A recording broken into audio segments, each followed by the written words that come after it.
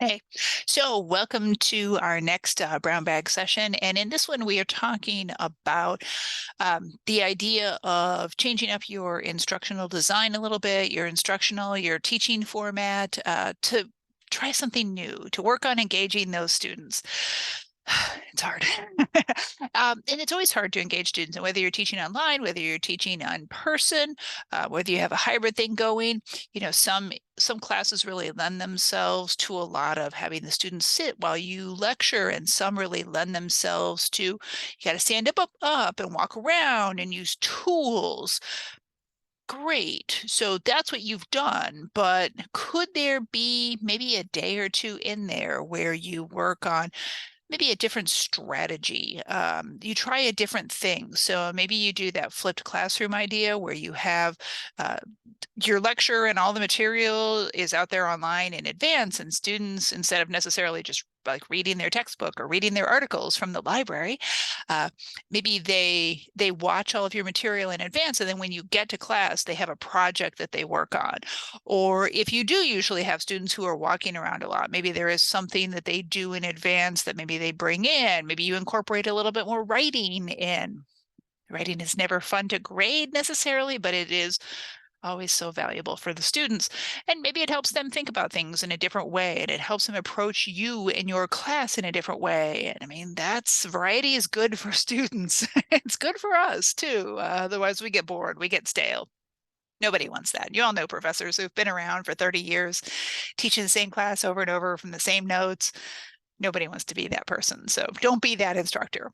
Yeah, I had really good luck once. Somebody suggested to me, and I used it a couple of times in classes, that I gave. I don't even remember what the task was, but a task for the students to do. And so I passed it around and they had to come up with an answer. So I passed out pieces of paper. Everybody had to sit for a few minutes and come up with the answer and write it on their pieces of paper. Then they had to work with the person sitting next to them, and they had to be in a little pair, and the pair had to use their answers and then come up with a pair answer. And then those pairs got together, and four people had to come together with their answers, and they had to work through it and come up with an answer. So by the time you get to the end of all of that discussion, they've had to think about a problem or a situation or a scenario or something. They've had to do it a bunch of different ways, different thoughts processes, different kinds of thinking about it. It was really valuable. I mean, of course, at first they hate it. Novelty is scary at first, but that's okay. I think it worked out well for me. So I'm not saying you have to do that, although take it.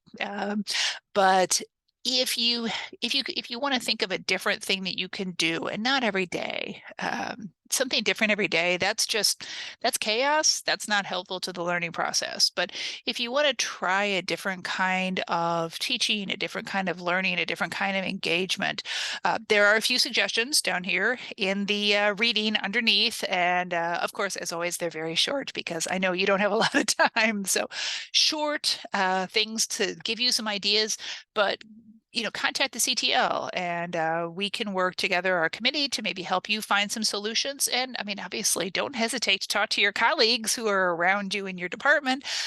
They'll have other potential ideas and things that they're trying, or at least all of you can kind of feel lost and like you should experiment around a little bit together. It's good to be together. All right, so thank you so much. In 2 weeks, we will be back with our next topic, and I look forward to seeing you in the library and seeing you here on YouTube. Thanks, everybody.